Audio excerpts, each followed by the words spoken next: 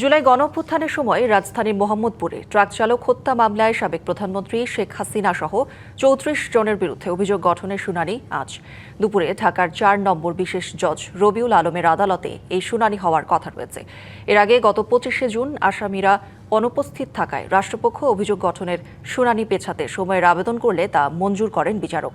মামলায় অভিযোগ, বৈষম্য বিরোধী ছাত্র আন্দোলন চলাকালে ২০২৪ সালের ১৯শে জুলাই মোহাম্মদপুরের চাঁদ উদ্যান এলাকায় গুলিতে নিহত হন ট্রাক চালক মোহাম্মদ হোসেন।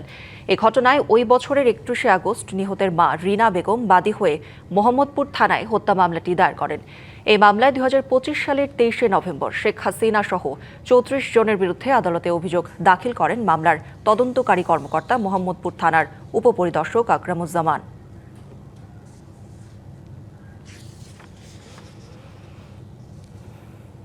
বাংলা কিউআর যেখানে নগদ পেমেন্ট সেখানে।